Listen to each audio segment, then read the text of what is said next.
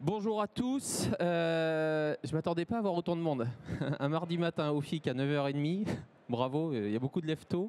Ou alors peut-être que le sujet intéresse beaucoup plus qu'il y a quelques années, ce fameux facteur humain. Alors je suis désolé, on va commencer par se creuser la tête. Moi je suis venu avec des questions. Alors le but, on est dans un espace démo, je vais vous apporter notre solution. Mais on va se poser une question. Pourquoi le risque humain n'est-il pas piloté ? Je crois qu'on s'accorde tous à dire depuis quelques années que le problème il est entre le clavier et la chaise. Et ce n'est pas un sujet qui date de 2025. Hein. C'est une phrase qu'on entend depuis le milieu des années 2010 dans les équipes sécurité. Et pourquoi en 2025 ce risque-là n'est-il pas encore piloté ou convenablement piloté? Parce que peut-être certains d'entre vous, je ne connais pas d'où vous venez, ce que vous faites comme activité, mais beaucoup s'intéressent à ce sujet-là.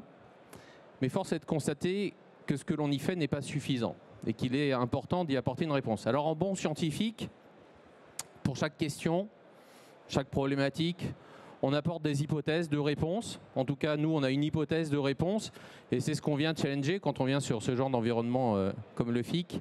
Challenger la réponse avec nos clients et valider si on arrive bien à répondre à cette problématique-là. Quelques mots sur À nos oreilles, je ne vais pas faire longtemps parce que ça ne répond pas à la question, mais ça explique pourquoi on se pose cette question. On est deux associés à l'origine. Alban Andronjek, mon associé, ancien officier des services de renseignement français, spécialisé en OSINT, Open Source Intelligence, renseignement d'origine source ouverte, donc toutes les données qui sont en libre accès sur les internets, clear web, deep web, dark web, réseaux sociaux, et spécialiste également de l'ingénierie sociale. Comment récupérer un maximum d'informations sur vous pour vous connaître mieux que vos propres parents et pouvoir vous faire réaliser des actions qui nous arrangent. Alors si on est mal intentionné comme des criminels, on imagine bien qu'on va essayer d'utiliser toutes ces informations-là pour vous faire passer à l'action, cliquer sur un lien, me donner accès à certains éléments, voire même des actions dans le monde physique également, me restituer de l'information. Pourquoi pas ? Et puis moi, pour mon parcours, moi je suis issu de l'ingénierie pédagogique. J'ai commencé ma carrière en tant que formateur et créateur de contenu de formation. Donc forcément, quand on parle risque humain, on entend les e-learning de sensibilisation cyber, tous ces contenus de formation. Ça a été mon métier au début, pendant 4 ans. Donc j'ai pu voir à quel point il y a des choses qui marchaient et à quel point il y a des choses qui ne marchent pas du tout. Vous avez tous vécu de la formation, quel que soit le type de contenu dans votre carrière. Vous avez pu vous-même vous faire une idée du niveau d'efficacité des contenus de formation. Et puis ensuite, j'ai été dirigeant dans un groupe d'assurance. J'étais directeur commercial chez Malakoff Humanis, où je m'intéressais principalement à la gestion des risques humains, mais côté assureur. Voilà. Et nous, notre sujet, on est éditeur de logiciels, on est basé à Rennes, on est un peu plus d'une trentaine, on existe depuis 2019 à présent, on travaille sur le sujet depuis 2017. On regarde ce risque humain. C'est d'ailleurs l'origine du nom Another Way. C'est une autre façon de faire de la cybersécurité, non pas en s'occupant des actifs techniques, mais de l'actif humain, cette fameuse personne qui est entre le clavier et la chaise. Pourquoi c'est un problème et qu'est-ce qu'il faut faire pour qu'il soit votre premier rempart et non plus le point de vulnérabilité de l'entreprise. Voilà. Et nos principaux clients travaillent essentiellement pour des grands groupes, finance, énergie, industrie, base industrielle et technologique de défense, collectivités territoriales, bref, tous ceux qui sont convaincus que les vulnérabilités humaines sont un sujet et qu'il y a peut-être une autre façon, en tout cas, d'aborder la problématique. Ce qu'on va faire là pour l'instant, on va se poser des questions. Moi, je vais traiter avec vous le paradoxe du facteur humain. On va essayer de voir aussi pourquoi ce risque est mal piloté. C'est intéressant de faire un diagnostic, parce qu'en fonction des organisations dans lesquelles vous êtes, c'est bien de challenger pourquoi on le pilote bien ou mal, d'ailleurs, parce qu'il n'est pas toujours mal piloté, ce facteur humain. Et puis ensuite, vous montrer, nous, notre hypothèse, en tout cas, comment avec nos clients, comment on traite ce risque humain, ces vulnérabilités humaines, comment on le pilote. Et c'est ce que je vais vous présenter pendant les minutes qu'il nous reste. Alors moi, quand je suis arrivé dans la cyber, vous voyez, de 2017, je m'intéressais déjà au risque humain, mais côté santé physique. Beaucoup de parallèles. Tout le monde est convaincu que l'humain, c'est la clé, que l'humain, il faut en prendre soin, que l'humain, c'est la force de travail dans les entreprises, qu'en cybersécurité, il est aussi la plus grande vulnérabilité du système d'information. Ça, c'est quelque chose qui se dit depuis très longtemps. On a même des statistiques, hein, alors, les scientifiques aiment bien les chiffres. 80% des attaques exploitent les failles humaines. Alors ça dépend de la source, hein, ça va de 95 à 80%, incluant plein de choses. On est tous unanimes à dire que oui, il y a un vrai sujet avec les vulnérabilités humaines. On voit également, en ce qui concerne les dirigeants, catégorie un peu particulière dans le monde des vulnérabilités humaines, pour ceux qui sont dans les équipes sécu, 70% d'entre eux ont une exposition à très haut risque. Ok, ça on le sait aussi, ils sont 12 fois plus ciblés que les autres. D'accord. Également, 60% d'ailleurs de ces dirigeants, enfin 2/3 de ces dirigeants d'ailleurs, ont leur vie sur les réseaux sociaux qui est complètement exposée. Les équipes sécu le savent, elles le constatent, sauf que c'est la vie privée. Compliqué à aller exploiter également et à sécuriser. Nous, notre métier, c'est le privé. C'est la vie professionnelle, pardon. Certainement pas la vie privée, on ne va pas oser y rentrer. Puis en plus, il y a RGPD, on ne comprend pas trop. Nos juristes nous ont dit qu'il ne fallait pas toucher aux données personnelles, donc on n'y touche pas. Est-ce une bonne idée? Je ne sais pas. Est-ce qu'il faut monter aussi en compétence sur le sujet juridique? Je vois, il y a quelques il y a quelques représentants d'une chaire de recherche sur ce sujet-là. Bien sûr qu'on peut protéger la vie privée également. Et puis, 47% des cyberattaques causent des fuites de données. Ouais, les cyberattaques, une des motivations des attaquants, c'est d'extraire de la donnée, soit pour l'exploiter elle-même, soit pour la revendre, soit pour faire des actes de cybercriminalité. On le voit notamment sur tous les particuliers, avec tout un tas d'arnaques qui sont montées. Donc ce qui est surprenant, c'est que ces chiffres, ils ne datent pas d'aujourd'hui, ils ne datent pas d'hier, ils datent même d'avant-hier. On est tous d'accord sur ces chiffres, on les constate tous, on voit tous qu'il y a un problème. Alors pourquoi ce risque humain, on ne l'intègre pas mieux? Faites le tour du salon, combien de stands gèrent le risque humain? Une minorité, vous le verrez. Et encore chaque année, c'est un peu plus. On voit que sur les 2 dernières années, ça s'est amélioré. Nous, en 2023, on a gagné le Grand Prix du FIC en tant qu'entreprise innovante. On était les premiers à aborder le sujet du facteur humain et le traiter de façon industrielle. Depuis, ça bouge, mais pourquoi ça ne bouge pas plus vite? Bon, on va essayer de se poser ces questions-là ensemble. D'ailleurs, quand on parlait des menaces, hein, sur le risque humain, c'est bien de le positionner avant que je passe à autre chose. On parle des attaques par ingénierie sociale, toutes ces attaques qui ont pour objectif de vous tromper, pour pousser à l'action les personnes. Donc ils partent d'une bonne phase de reconnaissance, récupérer un maximum d'informations sur les collaborateurs d'une entreprise, des users, des mots de passe, ça c'est ce qu'il y a de plus facile, pas besoin d'être un génie de l'informatique quand on a un user et un mot de passe. Par contre, ça peut être aussi votre adresse personnelle, votre nom, votre date de naissance, votre adresse email personnelle, un numéro de téléphone, une plaque d'immatriculation, un numéro de sécu, bref, toutes ces données qui viennent contribuer à la réalisation d'une attaque par ingénierie sociale. Et donc on parle des fraudes au président. Si je sais qui est votre comptable, qui est en charge de faire les virements, votre banque, si je connais votre avocat, si je connais le dirigeant que je suis capable d'usurper son identité, eh ben, je vais pouvoir faire une fraude au président sans avoir besoin d'un mot de passe et sans m'introduire dans le système d'information directement d'ailleurs. Donc il y a plein de façons en tout cas de tromper. Puis on voit aussi l'espionnage, mais on pourrait rajouter dans les temps actuels géopolitiques déstabilisation, manipulation également. Le cyber, ce n'est pas que de l'informatique, c'est des risques d'origine cyber qui peuvent aussi avoir des impacts dans la vie privée.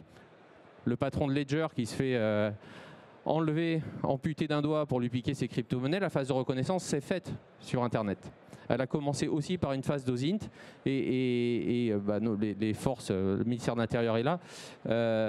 Mois de janvier, sans enlèvement en France. Hein. Voilà. Ça c'est pour le petit point. Il y en a qui me disaient qu'il était toujours inquiet en sortant des conférences. Oui, ça ne s'améliore pas. Donc un vrai paradoxe. Et nous on ne comprend pas, on veut comprendre. Qu'est-ce qu'on peut faire? Pourquoi ça ne marche pas? Pour plusieurs raisons. Sensibilisation passive. Moi j'ai l'impression, malgré toutes les innovations, et on en voit, qu'on continue de nous mettre devant, enfin qu'on continue de mettre des gens qui n'ont rien à voir avec la technique, rien à voir avec la cybersécurité, devant du contenu technique, de cybersécurité, de comportement, et qu'ils n'ont pas forcément envie d'y aller. Je pense que la cyber, ça intéresse personne, à part nous. En fait, les gens, déjà, rien que leur téléphone qu'il faut mettre à jour, c'est une galère. D'accord? Leur voiture qui ne démarre pas parce que le téléphone il se déconnecte de la voiture, c'est une galère. Ils veulent pas les problèmes du numérique, ils n'en veulent pas. Et le cyber, ils le mettent dans cette même catégorie, les problèmes d'usage du numérique. Donc ça, déjà, on a un frein, on a un vrai frein d'usage. Également, les campagnes de faux phishing punitives. On a rajouté punitive. Je ne vais pas me faire que des amis. Bien entendu, tous les offreurs, tous mes copains qui ont ces services-là ne le font pas pour punir, bien entendu. Mais c'est quoi la perception? C'est quoi la perception perçue quand on revient vers vous en disant on vous a eu, on vous a piégé, on vous a eu? Quel est le niveau de confiance entre l'entreprise et le collaborateur? Est-ce que vous aimez vous faire piéger? Enfin, je ne sais pas, on imagine, pardonnez-moi, il est tôt, hein, je vais faire des exemples vraiment qui viennent de l'au-delà. Mais imaginez votre conjoint qui crée un faux compte, qui vous envoie un SMS avec une photo d'une femme ou d'un homme en disant « Salut, on se prend un café demain matin » et que vous répondez, puis la personne a l'air quand même très attrayante, « Bah oui !» Et puis que votre conjoint vous dit « Tu vois, je ne peux pas avoir confiance en toi !» C'est du phishing, hein. Ça existe dans certains couples. Comment vous le prenez? Vous êtes en relation de confiance, vous vous sentez bien. Ah oui, c'est vrai, je vais progresser ma posture, je vais être beaucoup plus fidèle, je vais résister aux tentations. Je ne pense pas que les mécanismes qu'on active avec ces campagnes-là soient ce que l'on souhaite. Alors, je ne peux pas être extrémiste non plus. En fait, je pense que la réponse, elle n'est pas si simple. Ce n'est pas que c'est inefficace, c'est que ce n'est pas efficace sur tout le monde. Sauf qu'on le fait de façon indifférenciée sur tout le monde. Et bien forcément, il y en a qui comprennent, qui changent de posture, et puis il y a tous ceux qui rejettent, mais qui rejettent au-delà de l'aspect cyber, qui rejettent même la relation à l'entreprise, la relation à l'équipe sécu. Et puis s'il y a des membres d'équipe sécu comme vous, quand vous vous baladez dans les couloirs, votre notoriété, votre crédibilité, elle peut parfois être remise en question et créer des situations d'inconfort. L'absence de personnalisation et de protection contextuelle. On essaye avec les solutions de gestion du risque humain de protéger un DAF comme on protège un employé du service postal. Moi, je peux vous le dire, je fais le tour des entreprises, ça fait maintenant 8 ans que je me balade. Je peux vous dire que les dirigeants ou les non-dirigeants, ils ne perçoivent pas du tout le risque cyber de la même façon. Ils n'attendent pas d'une solution de la même façon. Ils n'ont pas les mêmes risques à la base. Ils n'ont pas les mêmes vulnérabilités. Le mot est lâché, on va en parler après de vulnérabilité. Ils n'ont pas les mêmes vulnérabilités, ils n'ont pas les mêmes attentes dans le mode de traitement. D'accord? Le DAF, où il a un petit personnage qui vient lui parler toutes les 5 minutes, il reçoit déjà plein de sollicitations toute la journée. Je ne suis pas sûr qu'il ait envie d'avoir cette interlocution-là avec l'équipe cyber, en fait. Et ça n'enlève rien à la qualité du produit. J'ai même entendu dire maintenant des solutions qui vous envoient des SMS de sensibilisation cyber. Vous n'en avez pas marre, vous, du spamming par SMS toute la journée? Le CFE, le je sais plus quoi, les impôts, il y a plein de trucs. D'accord? Je pense qu'il faut vraiment qu'on s'interroge sur le mode d'interaction avec nos utilisateurs. Qu'est-ce qu'ils attendent? Et puis surtout, qu'est-ce qu'ils n'attendent pas? Et pourquoi le faire de façon homogène? Tout le monde traité de la même façon. On est tous différents. Ici, dans cette salle, il y en a qui vont adorer le e-learning avec du gaming. Il y en a qui vont adorer le micro-learning. Il y en a qui vont adorer se faire tester et piéger. Je ne discute pas les choix. Voilà. Mais tous, vous n'aimerez pas la même chose. Et forcément, moi j'entends quand je vais dans les COMEX, le RSSI qui va chercher son budget en disant tiens, voilà ma solution, il me refaudrait un peu de budget. Ah ouais, mais non, mais c'est de la merde ta solution. Moi j'en ai marre d'être dérangé toutes les 2 minutes. C'est ça la perception, c'est ça qui se passe derrière. Non, c'est pas que la solution, pardonnez-moi, qu'elle n'est pas efficace, c'est qu'elle ne convient pas à cette personne-là. Sauf que ça pénalise toute l'entreprise et la sécurité même et la prise en compte du risque humain. Donc on a un gros sujet, tout ça c'est important et c'est ce qu'on va voir ensemble. En fait, il va falloir apporter la solution, aborder la problématique d'une autre façon. Et c'est ce que l'on va voir ensemble. Et certainement qu'il faut se poser, en tout cas nous c'est notre hypothèse, aller vers une approche plus personnalisée et plus contextualisée. D'où est venu le sujet? J'ai passé 12 ans dans la protection sociale, dans le milieu de la santé, où, vous savez, on vous dit tous, on vous rabat les oreilles à longueur de journée, il ne faut pas manger gras, pas trop d'alcool, pas trop sucré, pas trop salé, hygiène de vie, faire du sport. Il y en a même dans des entreprises, si vous êtes dans des grands groupes, vous avez le droit à des formations là-dessus. Je veux dire que quand vous sortez une formation de nutrition pendant une demi-journée, on vous dit qu'il ne faut rien manger tout ça, le soir, la première chose que vous faites, c'est un apéro. Charcuterie, fromage, un petit verre de vin, une petite bière. on est dans le nord, d'accord, vous faites ça. Ça ne marche pas. Par contre, alors je ne vous le souhaite pas, mais quand certains d'entre nous, on va chez le médecin, qu'on a fait un diagnostic de santé, et qui vous regarde droit dans les yeux et qui vous dit « Monsieur Luc, il va falloir arrêter la clope, là, parce que vos poumons, dans 6 mois, c'est une catastrophe. » Ou il va falloir arrêter de manger trop gras, parce que là, avec vos analyses, vous allez faire un infarctus dans l'année. Et bien là, curieusement, ça a plus d'effet. Parce qu'on a fait un diagnostic personnalisé. On ne m'explique pas la théorie, on m'explique ma vulnérabilité. On m'explique, voilà, moi, pas mon voisin, moi, je peux continuer à manger salé, mais plus gras. Moi, je peux continuer à me faire ma petite bière le soir, mais il faut que j'arrête la cochonaille. C'est ça ce qu'on m'explique. Et on m'explique de changer de comportement, d'adapter mon comportement par rapport à un diagnostic fait à l'instant. Et en général, on écoute un peu plus son médecin que le formateur qui vient vous expliquer la bonne hygiène et comment prendre soin de votre santé. Ben nous, on a pris le parti pris de la santé numérique. Et c'est ce qu'on va présenter. Et c'est ce qu'on l'en fait. Changer le paradigme, protéger chaque individu sur son exposition réelle, identifier ses vulnérabilités. Je vous rappelle que comment piloter le risque humain? Déjà, on ne pilote pas ce qu'on ne mesure pas. C'est mon prof en école qui m'avait appris ça. Déjà, il faut être capable de mesurer le risque. Et puis un risque, petite équation qui vaut ce qu'elle vaut, mais le risque, c'est les vulnérabilités, moi, les éléments de protection qu'on a mis, les éléments de protection qu'on a mis en place. Et tout ça pondéré par un niveau de menace.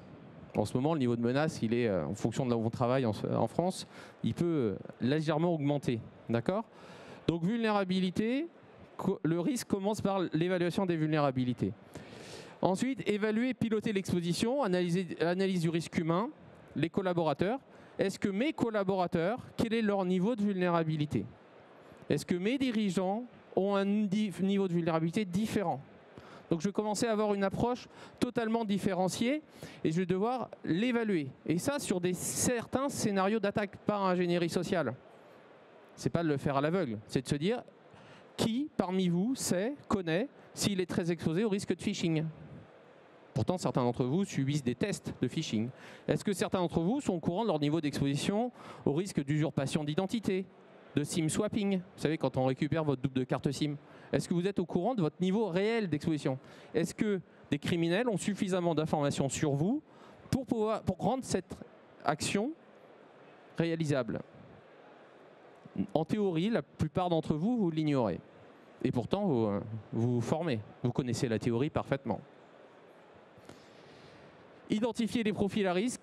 Qui parmi les collaborateurs sont les plus exposés en fonction de leurs usages numériques, de leurs données exposées, donc toute cette matière première qui est à disposition des pirates, leur contexte, et puis protéger de façon personnalisée, c'est ce que j'expliquais, c'est en fonction de ces vulnérabilités, quelles sont les actions de correction qu'on met en place, mais qui sont adaptées et qui sont même individualisées. Du coup, pour rentrer dans la partie démo, chez AnotherWay, donc là c'est le moment publicitaire, mais je vais essayer d'être technique quand même sur le sujet. On a deux approches. La première, évaluation du risque cyber, c'est ce qui est sur votre gauche à l'écran, et ça c'est l'outil qui est à la main des équipes cyber. Pouvoir comprendre dans mes équipes, sans aucune adhérence avec le système d'information, donc juste à partir de données en source ouverte, quel est mon niveau d'exposition globalement aux attaques par ingénierie sociale, donc celles qui exploitent les vulnérabilités humaines de mon entreprise. Et quels sont les scénarios d'attaque qui ont la plus grande probabilité d'être réalisés parce qu'il y a suffisamment de matière disponible pour les cybercriminels pour les réaliser. Et ensuite, quels sont les collaborateurs qui seront les cibles les plus faciles parce qu'eux-mêmes ont un niveau d'exposition suffisant pour que ces attaques soient réalisables. Quand vous avez ça, et que tous les jours, c'est mis à jour en fonction de l'activité numérique et des données qui sont accessibles, chaque nouveau leak, chaque nouvelle info stealer, même dans le doxing, enfin vous connaissez le doxing, c'est ces sites où on met à prix la tête des gens, alors pas forcément toujours pour les tuer, bien heureusement, certaines fois, mais ne serait-ce que pour leur nuire, pour nuire à leur réputation, nuire à leur image, nuire à l'image de l'entreprise.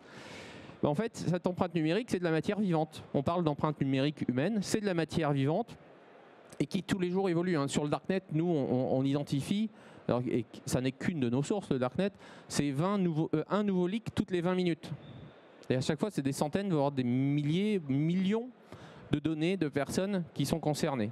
Et à chaque fois avec des Français, la plupart du temps avec des Français.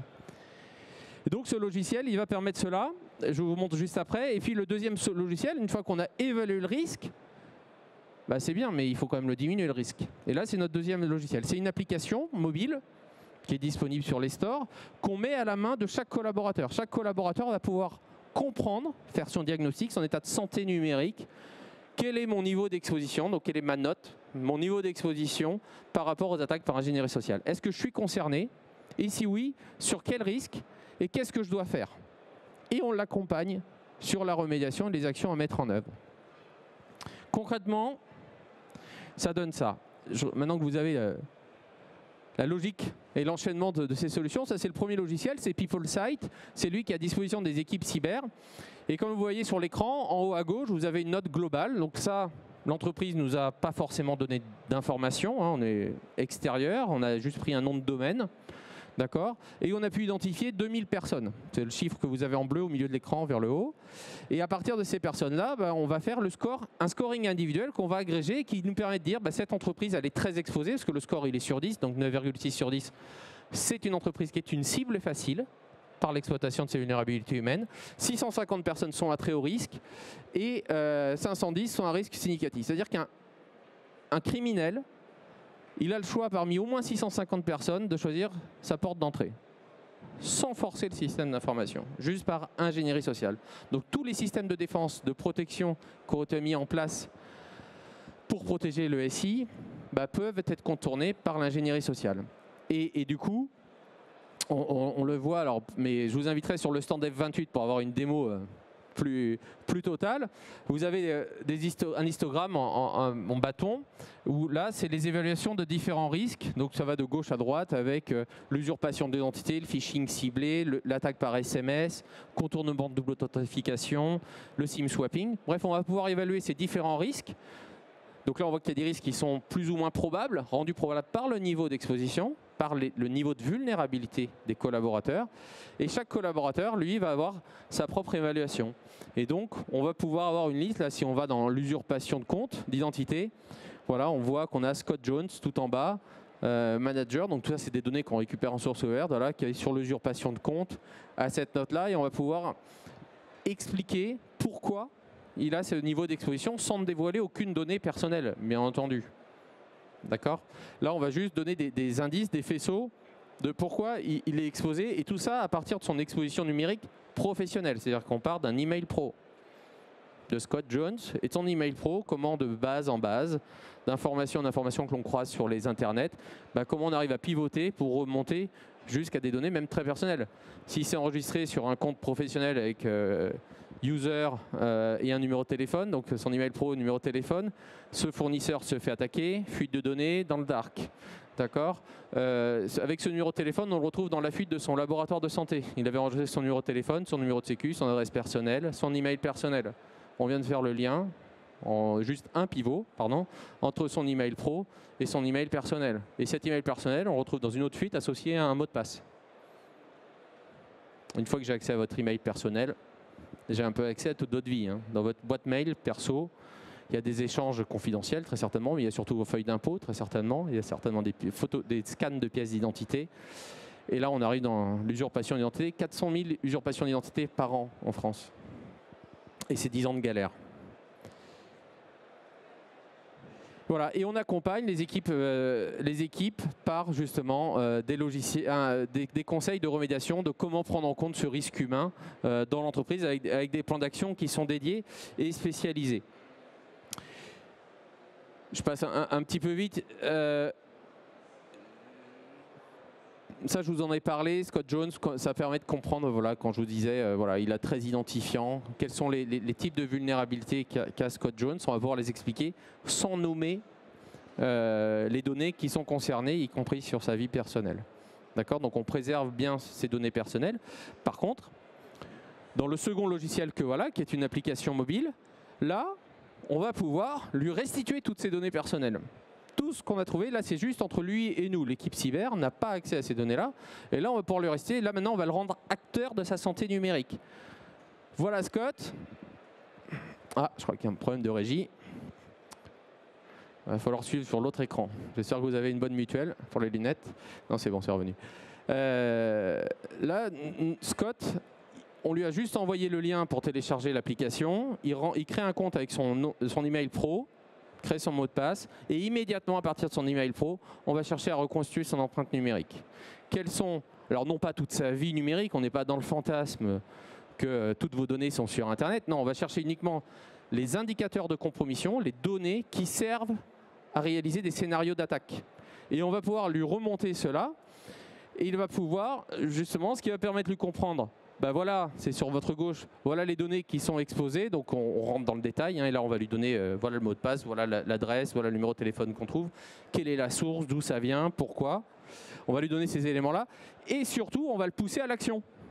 On va le pousser à l'action. Nous, ce qui nous intéresse, c'est pas tant qu'il sache qu'il est exposé. C'est un premier niveau de prise de conscience. Rappelez-vous mon exemple tout à l'heure avec mon médecin. Je prends conscience que j'ai une problématique, une vulnérabilité, et tout de suite le conseil associé, et on lui pousse des actions. Parce que grâce à cette donnée, voilà le type d'attaque qui peut être faite. Donc voilà l'action à mettre en place immédiatement.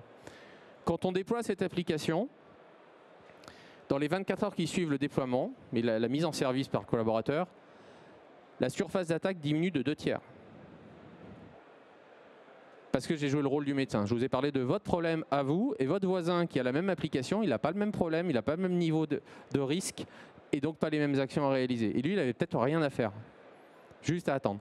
Et donc on va monitorer, on monitore comme ça tous les réseaux, et dès qu'il y a une information qui crée une vulnérabilité et donc un risque, on va vous alerter et vous pousser l'action de remédiation associée. Les 5 points clés d'Another Way, et je conclurai sur les 2 derniers slides. Ce qui est intéressant dans l'histoire, c'est un duo RSSI collaborateur inédit. Là, c'est plus la Sécu qui dit que le problème est entre le clavier et la chaise. Là, c'est le RSSI qui fournit même aux collaborateurs une solution pour prendre soin de sa santé numérique, même à titre privé. Certaines boîtes, certaines entreprises classent cette solution comme une solution de RSE. Ah, j'ai encore perdu un écran. Donc du coup, ça change le paradigme de la relation avec l'équipe Sécu. On n'est plus dans le piégeage, on est dans la solution et la protection. Je prends soin de toi. Deuxième, des solutions pensées pour les dirigeants. Eh ouais, les dirigeants, quand ils commencent à voir qu'il y a des photos de leurs enfants en public qui peuvent être utilisées pour les attaquer, ou leur nuire, ou l'adresse de la résidence secondaire, ou d'autres informations qui pourraient être utilisées, ils sont très attentifs. 100% des personnes, des dirigeants qu'on accompagne, et c'est pour tous nos clients, sont satisfaits de cet accompagnement. Ça parle aux dirigeants. L'analyse des vulnérabilités, la gestion du risque humain par les vulnérabilités, parle aux dirigeants. Pas d'intrusion dans leur vie. On les sollicite que quand il y a une alerte, que quand il y a un problème, avec une alerte et la solution associée. L'implication concrète des utilisateurs, vous l'avez compris, là on les embarque, on est dans une dynamique ensemble de construire un rempart de protection autour de l'entreprise. Si vous ne vous protégez pas pour protéger l'entreprise, vous vous protégez pour vous-même. Cercle vertueux, si vous protégez votre propre exposition numérique, ces données étant utilisées aussi pour attaquer l'entreprise, vous vous protégez. Vous protégez même vos fournisseurs, vos clients. Une protection global et holistique, on va bien au-delà du risque cyber, ça vous l'avez compris. On est bien au-delà, c'est pas juste le phishing que l'on protège, hein, on est même sur des dynamiques et des risques bien plus importants, déstabilisation, réputation, enlèvement et autres, hein, ce genre de démarche-là. Une cybersécurité proactive sur les réseaux sociaux, on intègre aussi donc le scan des réseaux sociaux, et puis les infos stealers. Certains clients ont découvert par nos solutions qu'ils avaient des infos stealers, mais sur le poste de travail personnel, avec lequel ils se connectent pour aller à leur boîte mail pro. Voilà. Et un dirigeant d'un grand groupe d'assurance s'est retrouvé avec 1000 lignes, user, mot de passe, de tous ses usages personnels et pro, en ligne gratuitement sur Internet. Voilà, pour finir, 4 mots. Notre approche pour répondre à cette problématique de pourquoi, comment, maintenant, on pilote le risque humain. Le risque humain doit être piloté. Pour cela, il faut des données qui s'actualisent régulièrement. La sensibilisation seule ne suffit pas. L'approche proactive et personnalisée apporte déjà des résultats. La porosité vie pro, vie perso. On ne peut plus protéger les gens si on ne s'intéresse pas à leur vie personnelle numérique. Il faut les aider là-dessus. C'est la matière première utilisée par les pirates pour nous attaquer. Et le facteur humain dans la réglementation NIS2, pour vous dire à quel point le risque humain n'était pas piloté, c'est que même la transposition de la directive NIS2 n'incluait pas dans la définition le facteur humain dans la définition de vulnérabilité. C'était au niveau européen, la France l'a supprimé du texte. On l'a fait remettre, l'amendement a été voté par le Sénat. Donc on est en bonne voie pour remettre le facteur humain. C'est vous dire à quel point le sujet, le paradoxe du départ, on a un petit sujet, je ne sais pas où est notre problème avec le facteur humain, mais en tout cas il faut qu'on le résolve. C'est comme ça qu'on fait chez Another Way. Pour la démo en détail, c'est Stand F28. On sera ravis de vous revoir. Et très bon salon à tous. Merci beaucoup, Monsieur Luc. Je vous ai un peu chahuté pour la fin. J'ai senti la petite minute. Voilà, en tout cas, comme Monsieur Luc le disait, n'hésitez pas, si vous avez des questions, à vous rendre sur le stand. Non pas qu'il ne puisse pas le faire ici, mais comme on enchaîne les démonstrations, ce sera plus simple de le faire directement sur place. Encore une fois, merci beaucoup.